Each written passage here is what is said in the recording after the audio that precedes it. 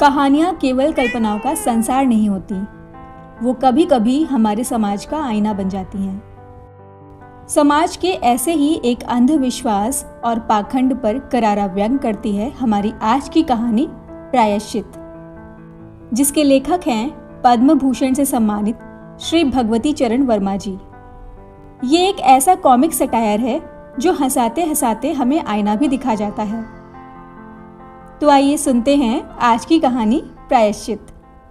इस कहानी की दो प्रमुख नायिकाएं हैं, एक रामू की बहू जिसकी ये कहानी है और दूसरी कबरी बिल्ली जिसकी वजह से ये कहानी है। तो कहानी शुरू करते हैं। ये कहानी है एक 14 साल की बालिका की, यानी कि रामू की बहू, जो 2 महीने पहले अपने मायके से पहली बार ससुराल आई थी। सास ने बहू का स्वागत किया और घर की चाबियों का गुच्छा बहू को थमाकर पूजा पाठ में लग गई और बहू आते ही बन गई ससुराल की नई रानी। भंडार घर की चाबी उसकी करधनी में लटकती और नौकरों पर उसका हुक्म चलता था।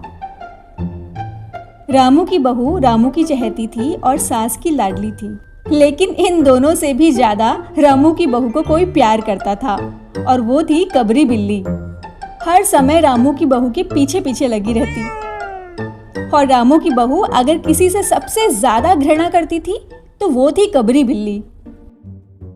बहू जिम्मेदार थी, पर थी तो वो 14 साल की बच्ची ही। कभी भंडार घर का दरवाजा खुला तो कभी वहीं बैठे बैठे सो गई और जहां बहू ने आंखें मूंदी, बिल्ली ने झपट लिया घी। दूध ढककर गई तो लौटकर देखा कटोरी साफ। रामू आए रबड़ी खाने और बिल्ली पहले ही रबड़ी की कटोरी चाटकर फुर्र हो गई। बहू का जीना हराम था, काम बिल्ली का और डांट बहू को। बहू ने ठान लिया, अब या तो घर में मैं रहूंगी या तो ये बिल्ली। जाल बिछाया गया। बिल्ली पकड़ने का एक कटघरा आया और उसमें दूध, मलाई, चूहा सारी चीजें रखी गई। पर जनाब, बिल्ली सयानी निकली, लुभावने स्कीम्स पर एक भी बार नजर नहीं डाली। एक दिन रामू की बहू ने बड़े प्यार से रामू के लिए काजू, बादाम, पिस्ता डालकर खीर बनाई, सोने का वर्क लगाया और कटोरा रख दिया अपने कमरे के ऊंचे ताक पर, और बहू निश्चिंत होकर सास जी को पान देने चली गई। इधर बिल्ली कमरे में आई। ताक के नीचे खड़े होकर उसने ऊपर कटोरी की ओर देखा, सूंघा, माल अच्छा है। ताक की ऊंचाई अंदाजी और फिर कबरी ने भरी हवाई उड़ान और खीर की तरफ मारी छलांग। पंजा कटोरे में लगा और कटोरा झंझनाहट की आवाज के साथ फर्श पर। आवाज रामू की बहू के कान में पहुंची। सास के सामने पान फेंक कर वो दौड़ी और क्या देखती है कि फूल का कटोरा टुकड़े टुकड़े, खीर फर्श पर और बिल्ली डटकर खीर उड़ा रही है। और रामू की बहू को देखते ही कबरी चंपत हो गई। रामू की बहू पर अब खून सवार हो गया। उसने सोचा, न रहेगा बांस न बजेगी बांसुरी। बहू ने कबरी की हत्या पर कसम कस ली। रात भर उसे नींद नहीं आई। किस तरह से वार किया जाए कि कबरी जिंदा ना बचे, बस यही सोचती रही। सुबह हुई तो उसने देखा कबरी डहरी पर बैठी बड़े प्रेम से उसे देख रही है। रामू की बहू ने कुछ सोचा, इसके बाद वो मुस्कुराते हुए उठी। कबरी रामू की बहू के उठते ही वहां से खिसक ली। रामू की बहू एक कटोरा दूध कमरे के दरवाजे की डहरी पर रखकर चली गई। जब हाथ में पाटा लेकर वो वापस लौटी तो देखती है कबरी दूध पर जुटी हुई है। मौका हाथ आ गया। सारा बल लगाकर पाटा उसने बिल्ली पर दे पटका। अब बिल्ली न हिली, न डुली, न चीखी, न चिल्लाई, बस एकदम से उलट गई। इतनी जोर की आवाज हुई कि मेहरी झाड़ू छोड़कर, मिसरानी रसोई छोड़कर और सास जी पूजा छोड़कर घटना स्थल पर उपस्थित हो गई। रामू की बहू सर झुकाए एक अपराधिनी की भांति सबकी बातें सुन रही थी। मेहरी बोली, अरे राम, बिल्ली तो मर गई माँ जी। बिल्ली की हत्या बहू से हो गई, ये तो बहुत बुरा हुआ। मिसरानी बोली, माँ जी, बिल्ली की हत्या और आदमी की हत्या बराबर है। हम तो रसोई ना बनावेंगे जब तक बहू के सिर पर हत्या रहेगी। सास जी बोली, हाँ ठीक ही तो कहती हो, जब तक बहू के सर से हत्या ना उतर जाए तब तक तो कोई पानी भी नहीं पी सकता, ना खाना खा सकता है। बहू, ये क्या कर डाला तूने? मेहरी पंडित जी को बुलाने चली गई। बिल्ली की हत्या की खबर बिजली की तरह पड़ोस में फैल गई।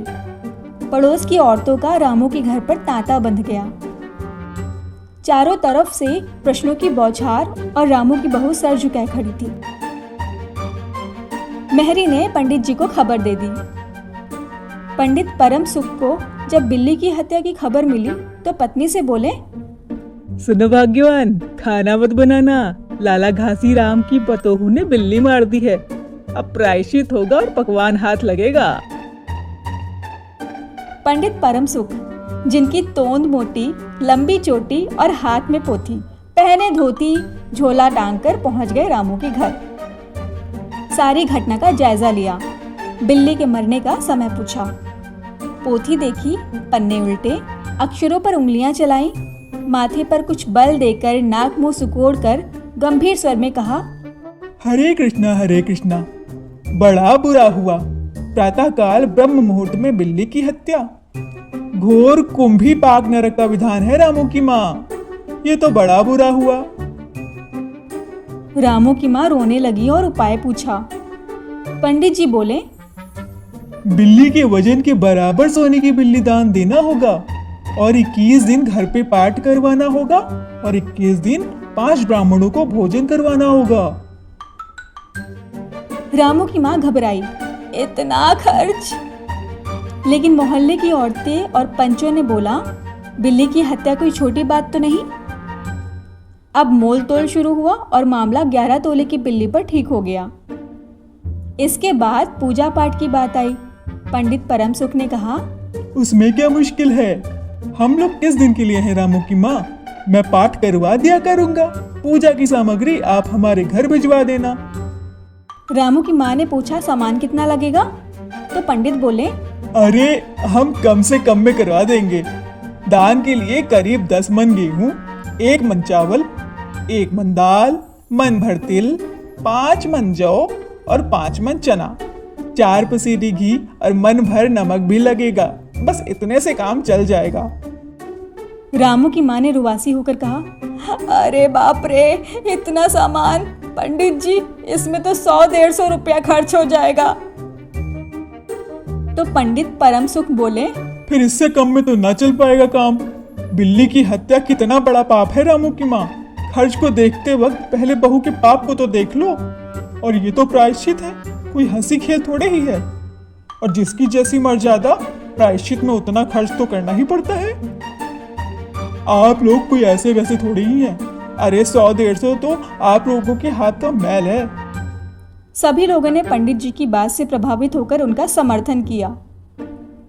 एक ठंडी सांस लेते हुए रामू की माँ ने कहा,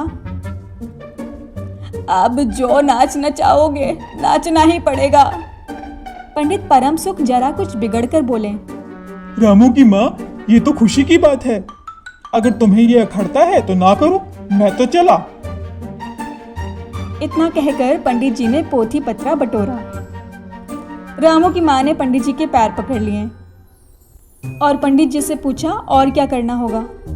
पंडित बोले, 21 दिन के पाठ के 21 रुपए और 21 दिन तक दोनों वक्त 5-5 ब्राह्मणों का भोजन करवाना पड़ेगा। फिर कुछ रुककर पंडित परम सुख ने कहा, सो इसकी चिंता ना करो, मैं अकेले दोनों समय का भोजन कर लूंगा और मेरे अकेले भोजन करने से 5 ब्राह्मणों के भोजन का फल मिल जाएगा। ये तो ठीक कहते हैं पंडित जी। पंडित जी की तोन तो देखो। मिसरानी ने मुस्कुराते हुए पंडित जी पर व्यंग किया। सब तय हो गया। 11 तोले की बिल्ली, पूजा का अनाज, पाठ, भोजन। पंडित जी बोले, लाओ 11 तोले सोना लाओ, मैं बिल्ली बनवा देता हूँ। और ये सामान का पर्चा है, ये सब व्यवस्था। पंडित जी की बात खत्म नहीं हुई कि तभी मेहरी दौड़ती दौड़ती हाफती आई और चिल्लाकर बोली, माँ जी, बिल्ली तो उठकर भाग गई। थोड़ी देर के लिए सन्नाटा छा गया। पंडित जी के प्रायश्चित के पत्तों का महल धराशायी हो गया। बहू ने राहत की सांस ली और सास को भी कुछ शांति मिली। तो ये थी कहानी प्रायश्चित। एक बिल्ली मरी और पूरा मोहल्ला हिल गया। फिर पाप पुण्य के नाम पर पंडित जी का धार्मिक बिजनेस शुरू हुआ।